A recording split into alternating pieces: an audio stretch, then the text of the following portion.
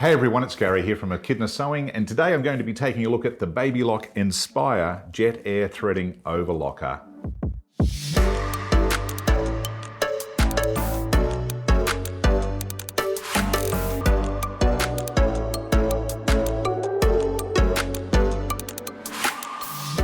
So Baby Lock, it's a brand that is synonymous with overlockers, and it's interesting to have a look at a bit of the background of the Baby Lock brand. It dates right back to about 1964, I think, when, as the story goes, a group of employees at one of the major sewing machine manufacturers put an idea to their management to produce an overlocker for the home market, because you could understand overlockers were already heavily used in the commercial industry. But they hadn't reached the home market, and these folks put an idea together, and sadly it was rejected by the company they worked for, and that basically left the door open for this group of staff to get together, and they left their employ and went and set up their own business, and that was essentially where Baby Lock got its start, way back in the 1960s. And fast forward to 1993, and something amazing happened. Baby Lock pioneered, invented the jet air threading system for overlockers, and that was a real game changer. So if you've had an overlocker in the past and you've struggled with threading, this is just amazing. If you've never had an overlocker and you're a bit daunted by the whole process, then again, this is amazing. And today, with the Baby Lock Enspire, the really fascinating thing is it's pretty much the same machine that we were selling back in 1993. It was branded or called the Baby Lock Eclipse back then, but the Enspire hasn't changed much at all. And that's not a bad thing, because you know the old saying, if it ain't broke, don't fix it. And the Enspire is certainly not broke. It's still going strong. And I still see, in fact, some of the machines that I sold back in 1993, when they were called the Eclipse, I still see them come in for servicing. So that's amazing. 30 years down the track. Wow. So Baby Lock is a Japanese company. The product is still produced in Japan. It's one of the very few products, sewing machine products, that are produced in Japan. And the quality is extraordinary. The ease of use is extraordinary. And it's just a tried and proven machine that is definitely worth having a good look at for your first or perhaps next overlocker. So let's dig into it. Let's take a look first at what features or what type of overlocker the Baby Lock Enspire is. So technically this is a 2, 3 or 4 thread overlocker, and that covers, what we mean by that is it means we can run it as a 2 thread, a 3 thread or a 4 thread overlock. And that basically covers almost all the basic requirements you'd need for any overlocking project that you can do. And before I actually thread the machine up, we'll just have a look at it in general and the various components on it. This machine is a manual tension dial, and I'm personally a control freak, so I like to be able to control my tensions. Very simple on this machine, but rarely required if you're just an average home user, for sure. It has obviously your thread stand here, your spools of thread go up the top there. It does have a little storage nook under here for your accessories, which I kind of like. And front door opens there. That exposes the threading system, the air threading, which we're going to look at soon. The side cover opens up. So easy to get to and clean. It's a beautifully manufactured machine, as you'd expect, and just easy to operate, as you will soon find out. It also has the automatic needle threading system. You can adjust your foot pressure on it, and that's basically in a nutshell the structure of the machine. So the next thing we're going to take a good close look at is how easy this guy is to thread. I thought I'd start the threading right from the very get-go so you can see just how easy it is. Now I'm going to be using yellow thread here because you'll be able to see it, and this is just a standard overlocking thread. So it's always good to use a reasonably good quality thread. This is a good quality thread, but the Baby Lock's very forgiving, and you know, as long as it's a reasonable quality, you won't have any problems regardless of what you're using. So I'm just going to pop each spool up on the stand here to start with, and we will start by threading the loopers. Now, there's a general school of thought in overlockers that you should thread the loopers first, which is I agree with. It's easier to do that than go the other way. So let's have a look at what the loopers actually are. Open this little cover up. We've got two loopers on this machine. So we have an upper looper, which is this guy just here, and that travels upwards and goes above the foot, and a lower looper, which is this guy down the bottom here. So that's what the lower and upper looper means. It just means one goes to the top and one stays underneath. We have our threading ports here for where we use our air threading, and it's a pretty simple process. So I'm going to start by threading the two loopers first, and it doesn't particularly matter which one you do first. And the way we do this is we first need to engage the machine for threading. It's really simple. We just simply push this button in and turn the hand wheel anti-clockwise towards you until you hear it lock into place for threading. And what's actually happened is the two little threading tubes have locked into the loopers, and now the machine is kind of locked into place and I can't move it, and that's great. That's exactly what we wanted. So I'll start with the upper looper first, and we just grab our thread, click it into the little slot on the corresponding part of the thread tree, and click it into the corresponding guide at the back here. It's the second from the right, so we're doing the upper looper. I have got my presser foot in the up position. That's very important. Always thread with the presser foot up. That means the tensions are open. And I need to just pull about 10 or 12 inches of thread, just sit that down there. Now, before I go any further, you'll see there's a little lever just here, and that has a upper and lower, a U and an L, upper looper, lower looper. We just need to make sure we have that set on whatever looper you're about to thread. In this case, it is the upper looper, so I've got the lever on the U. And I just like to make sure I have a nice clean little cut on the end of the thread, about 10 or 12 inches of thread, and hopefully I won't get my fingers in the way here of the camera guy. We need to stick about half an inch or a centimetre or so of thread down into this little slot. And then the magic is we just push that lever down there. That's the bellows lever. And look, the thread has appeared all the way out through the looper. How easy is that? Doesn't get any easier. So that's the upper looper done. Now we want to do the lower looper. So we're just going to click this little lever across to the lower option there, take the thread, and exactly the same way, we pull it up, pop it into the tree, into its corresponding slot at the back of the machine here, come down through the slot here, pull about 12 inches of thread through, cut a nice little clean end on it so it's not going to be too fluffy at all. And again, pop about a half an inch of thread or a centimetre or two of thread down that little slot there, push the lever, and there's the thread. The loopers are threaded. So now we're ready to do the needles. But before I do, a lot of people wonder, what do you do with these two looper threads that are sitting there? Now, some people will say, put it under the foot and take it out to the back of the machine. I say too much work. Just cut it to about, 3 or 4 inches of thread. Leave it sitting there for now. It's not going to get in the way. Same as that there. Just leave it sitting there and you'll see the way I like to do this, how easy it is to continue on. But right now, we need to go back to do the needles. But we have to disengage the loopers first, because remember we clicked that little button and we locked them in. So now we just need to disengage them. To do that, we push this little lever across to the right, and that has now disengaged the loopers. So we're ready to do the needles. And you'll see on your hand wheel, you have a couple of little green indicators. So to thread the needles, we do need to make sure that this little green line lines up with the green line on the machine. So just turn your hand wheel to thread the needles, and once they're lined up, the needles are now in the correct position for threading.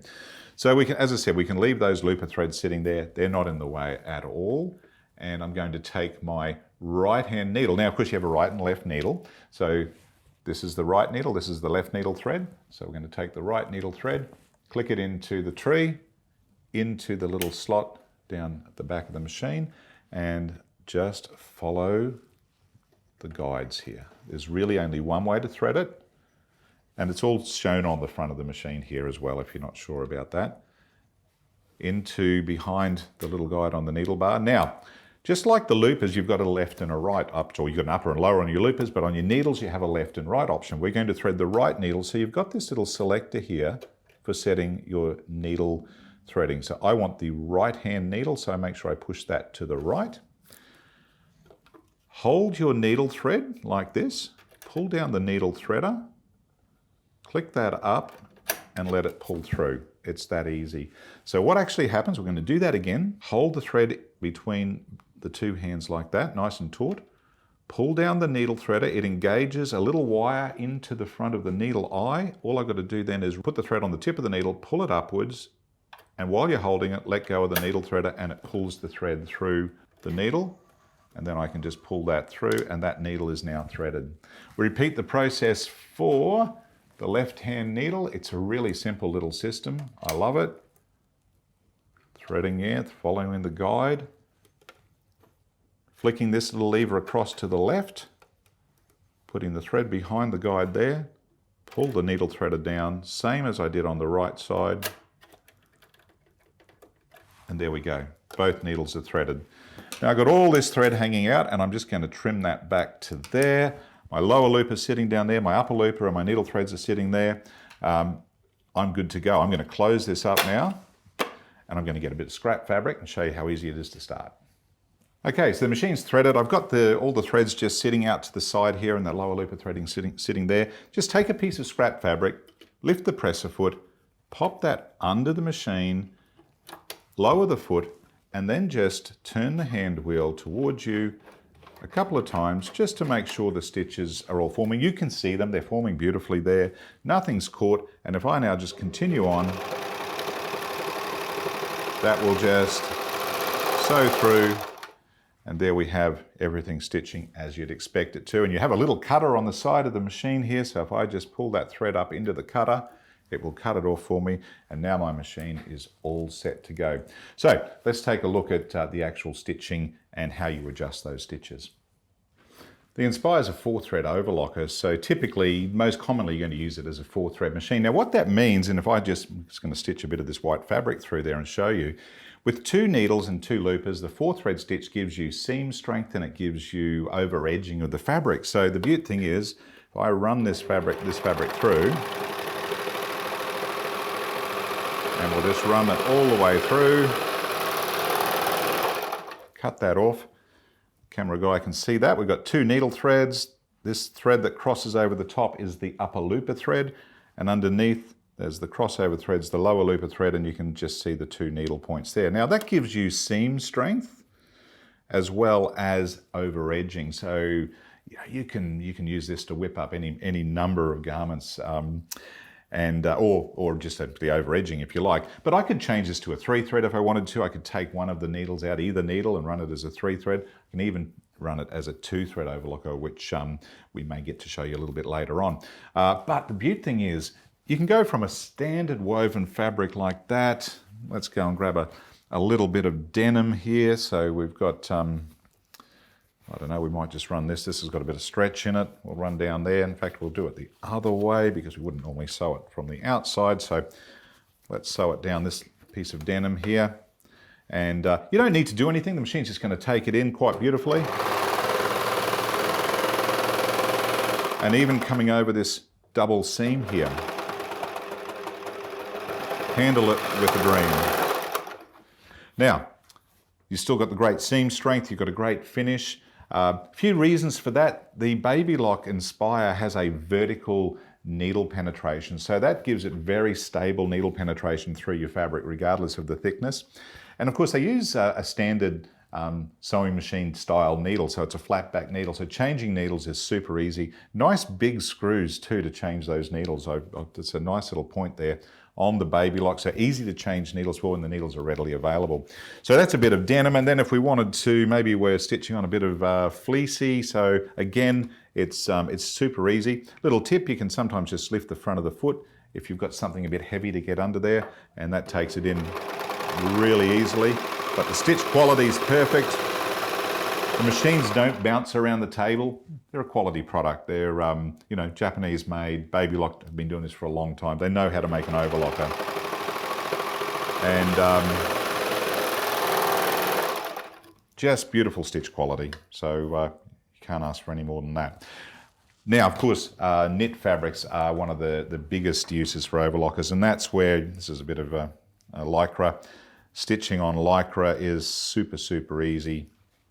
And let's just pop that. Again, I like to just lift the foot up. Now you notice I'm getting this little bit of waste, and one of the, that you can get a trim bin from Baby Lock, or we actually do also produce little catches now that are an aftermarket option. So that just sits there, and I might throw that in the bin and use this catcher for a moment. And this is a bit of Lycra, so it just takes it through in a heartbeat. Nice and simple. And you can see a little bit of fluting on that, and that's because this is a really stretchy fabric. So these overlockers also have what's called differential feed. Now, most overlockers do, but this is a genuine 2-to-1 ratio differential feed. Now, what that means is with differential feed, you've got 2 sets of feed teeth, and you've got this set here, the front set, and the back set. They can be made to feed at different rates. So if I increase my differential feed to a higher number, the front set of feeder teeth will in fact feed more than the back set. So you have more fabric coming in, less fabric going out, and it compensates for what would otherwise be stretchy fabric that will stretch and give you sort of a fluted effect. Likewise, I can purposely make the front feeder feed less, so I can actually genuinely stretch things out as well. But we also use the differential feed for gathering, and there's loads of videos around showing you how to gather on overlockers, so don't need to repeat that here. But it's a high quality differential feed, and the way we do make that adjustment is we just take this little lever here on the side. It's currently set on the N, or the normal neutral position. So if I now take that up to just a little bit, to say 1.3, it's just going to give me a little bit of compensation with that tendency for this fabric to actually want to stretch. And given that I'm on a really stretchy Lycra, I'm just going to open up my stitch width. So that's another key feature. This style here will allow you to move the blade, and you can open up the cutting width of the machine, so you can have a narrow or a wider cutting width. Really, really simple. And let's just start stitching that through now. And I can see already that the differential feed has actually pulled that back in and prevented some of the fluting that we were getting a little earlier. So the higher the number, the more that differential feed will actually come into play. It's every overlock has differential feed. This is just one that really works particularly well. Now, of course, if we go back to normal and let's look at a really light fabric. So we haven't touched the tension, by the way. Have you noticed that? We're just leaving it exactly where it is. Now I've got a piece of organza here. It's quite light, and I'm going to run that through, and you're going to see that without any tension adjustment, this is going to stitch through beautifully.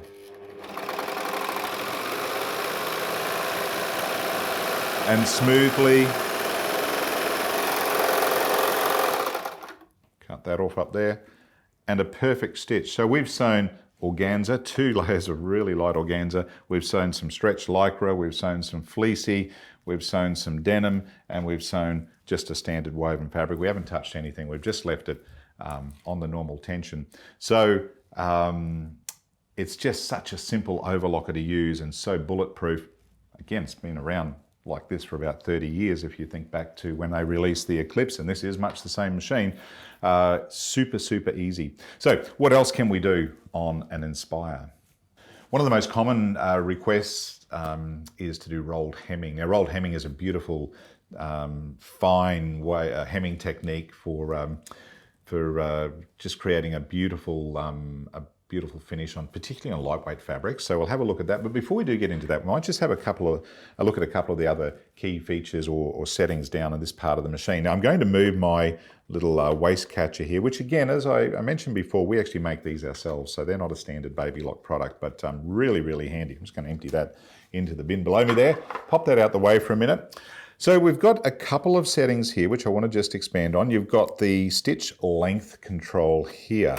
So that will basically set the length of the stitch, but it also is the setting for going to rolled hemming. So I'll explain that in a moment. We also have the cutting width. I mentioned this a little bit earlier too. And what this does is if I open up the actual doors here, you can see we have a cutting blade. I'll turn the hand wheel a bit. This is the cutting blade here, and that actually cuts the fabric. So if you're new to overlockers, this might sound all a bit alien, but that blade goes up and down with every stitch and it trims the fabric. And we can move the relative position of that either left or right. So obviously the further to the right it is, the wider the cutting width, which means there's more fabric in the stitch. And obviously go to the left as there's less fabric in the stitch.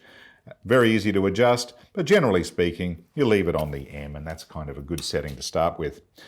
This little gadget here disengages the blade. Now, if you're new to overlocking, you're not going to do that very often. As you get further into it, you learn different techniques. Disengaging the blade mechanism you may find quite useful. And when that says lock, that means the blade is locked out of position and it can't go up and down. You do need to be careful when you use that setting that you don't run fabric into the machine and get it caught. So only for advanced users there, but otherwise we just leave it in the off position and the blade will now re-engage and it goes up and down again, as you can see there. So let's take a look at what we would do to create a rolled hem. Now a rolled hem, as I said, is a very fine hem, and the setting we would use for that is, if we just close all this back up again, is this dial here. We would turn that around, let's go the other way, to the dark gauge. So you can see there's numbers 1 to 4 in a grayed out background. That is for rolled hemming. And we would go to the number 1 setting. You'll see there's a little guide. And that's now set the machine mostly for rolled hemming. There's another couple of things we need to do. Rolled hemming is only ever done with 1 needle, and typically it will be the right hand needle. So we need to unthread and disengage or take out the left hand needle. Really simple process. What I like to do is I trim the left hand needle thread back to right just next to the tension there, and I'll pull that thread out of the needle and pull that through, and then get my tweezers and essentially just take that thread right out of play. And of course it is such an easy machine to thread, you don't have to be too worried about rethreading it when you go back to normal. But I do need to take the left hand needle out, and to do that I'm going to need the little screwdriver. So we just go into our accessories kit up here. Now you do get quite a few nice accessories with this. One of them is a really nice screwdriver for removing the needles. There's also some extra needles in there, a cleaning brush, and also a threading wire, which allows us to thread the loopers without using the air threading if and when we need to do that. Not very necessary, but you do have it there. Now, nice big screws for removing the needles. I like to hold the needle so I don't drop it, and undo that screw, and then just gently slide that needle out. Don't throw it away because you can reuse that. I'm just going to leave it out the way over there. But what I do is I do like to just gently nip up that screw. Don't tighten it, just nip it up ever so slightly so it won't vibrate loose and rattle out while you're doing your rolled hem. So now what we have is only a 3-thread overlocker because we've removed 1 thread and we've removed the left-hand needle. Now, with overlocking or with rolled hemming, this is one of the times where you will make some small tension adjustments. So let's grab some fabric and we'll have a look at what they are. Now before I adjust the tension though, I might run a little bit through under just the normal tension of 4, 4, 4 and 4, which is your standard default. And of course you'll notice on the tension dial, they've got little tiny gray areas. So if you're ever in doubt, that's where you should start your tension setting. If you've moved it or it's inadvertently been touched, just go back to 4s all around. Now I'm still using normal overlocking thread. I haven't put a special thread on for rolled hemming just yet, but I am going to run a piece of fabric through at that normal setting after we've set it to the rolled hem down on the dial here. Now, I should mention too that when we actually choose this setting here, rolled hemming, it actually disengages the chaining finger in the machine. So it automatically does it for you. There's no other plates to change or anything. It's almost a completely automatic process, which is really nice. Now I'm leaving every other setting the same, except I've got my stitch length setting on rolled hem right down to number 1, and let's see what happens. So let's run this through. Now this is normal setting. Now hopefully camera guy will be able to see this when I pull this around. Look at that lovely little clean, nice, fine rolled hem that we're getting there. But you'll notice it's on the normal tensions. Now, typically what a rolled hem is it's the upper looper thread is being made to beautifully roll around and create a lovely, almost satin finish on the top of the fabric. And so to do that, we do 2 things. I need to loosen my upper looper thread just a smidgen and tighten my lower looper thread. And I'm going to take that to 6. So I'm not making much of a difference on the upper looper thread, but I have put a bit more pressure or tension on my lower looper thread, and that's because I want that to pull that upper looper thread around beautifully and give me a lovely finish. So let's see what the difference is now.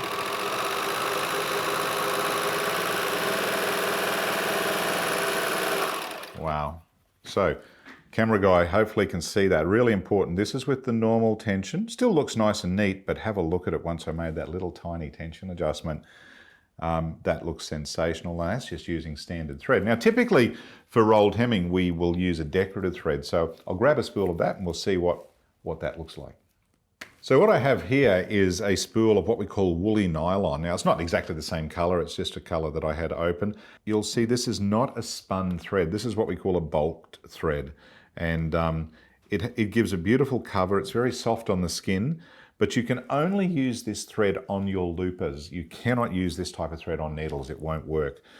But now we have to tie it on and pull it through. Now, do I need to go through and rethread the machine with this thread, which would be kind of difficult to get down into the little threading hole? So no, we don't. I'm just going to tie it on. Now, to do that, I'm going to trim this thread here.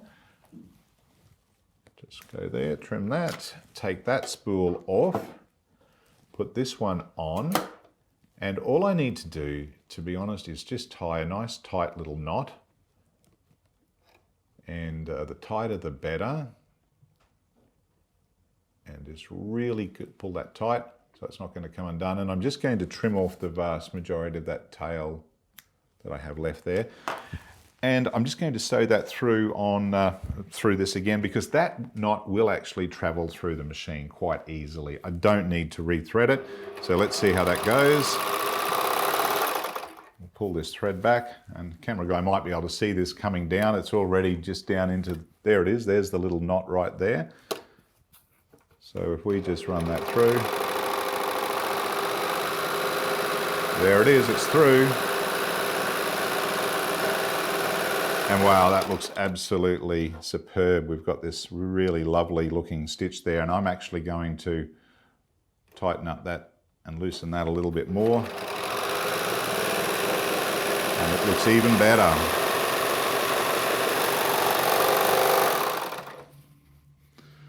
Look at that. That is just a beautiful rolled hem. Super easy. So you could imagine using decorative threads, decorative colors, that bulked nylon. It just gives such a lovely finish. Beautiful and neat on the other side as well. And just a beautiful way to finish off those delicate hems that you may want to do.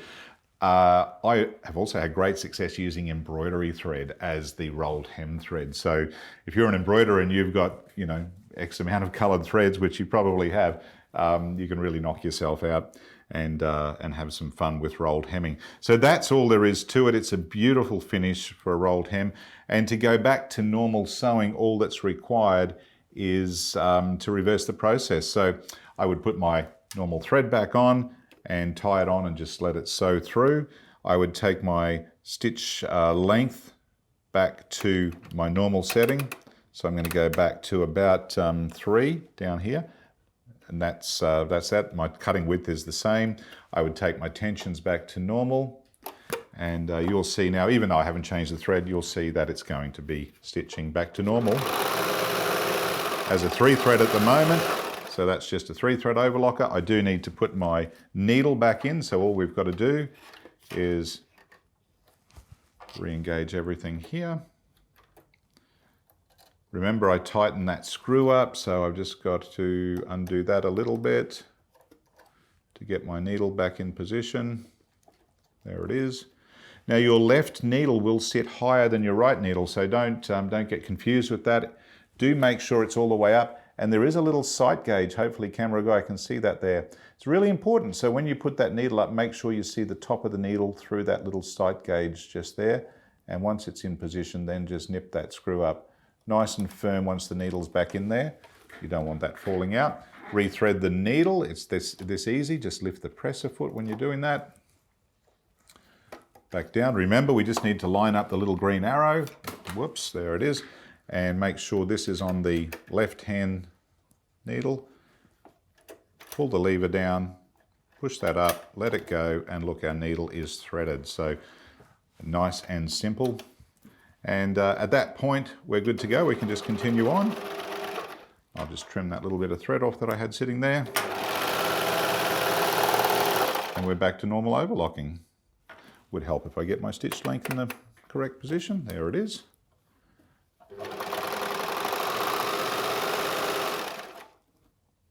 Now because I have, and this is an interesting little thing, because I still have a different thread on my looper, my tensions don't seem perfect, but I'll guarantee you when we take that off, because it's a different thread to the thread that I was using, and we tie on our normal overlocking thread. Again, we just got to tie a nice tight little knot. And the trouble with the woolly nylon or the bulk thread is it can be a little bit awkward to use sometimes, but there we go, we've got that through. Nice tight little knot. And we'll just trim that off. Continue sewing. So you watch here, if camera guy can see it. That thread's going to come up. And it's going through the machine now. Almost through. Let's go back around here. There we go. All through. We didn't need to adjust anything. Tension's back to normal because we've now got the full standard threads back on there. So converting to and from rolled hem's really, really easy, and it's not rocket science. And there's loads of great videos online that you can see that whole process and all the other amazing things you can do with an overlocker. I didn't particularly want this video to be a lesson on the machine. I wanted it to explain to you that how easy it is to use and just what a good benchmark machine the Enspire is. Remember, it's almost the identical machine to the Eclipse that came out in 1993. It hasn't changed too much at all, and just super reliable, beautifully made, loads of great features, and just a pleasure to sew on and overlock on. If you have any further questions about the Enspire from Baby Lock, do please contact us. Watch the videos that are available and download the brochure. It's always great value. And I should mention too, it has a great warranty. So there is the standard 12-month warranty, but provided the machine is serviced on the yearly basis by an authorised Baby Lock repairer or service centre, the warranty will extend right out to 5 years. So that's sensational on an overlocker. Easy to maintain as well. A nice compact unit, and if you live remotely, and a lot of people do, and you don't have a local sewing machine service centre, it's a very, very easy machine to ship around, and we can assist you with that. So as long as you keep the box and the foam packaging, don't be concerned about getting it back for service. We can make that happen for you very, very easily.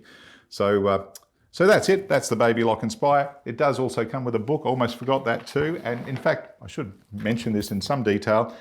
The book is exceptionally well written, and it's written in good English, so you will understand it quite clearly. Very well detailed, so you won't have any problems understanding it. But most importantly, if you've got any questions at all, once you take ownership of one of these, just please give us a call and we can guide you through it.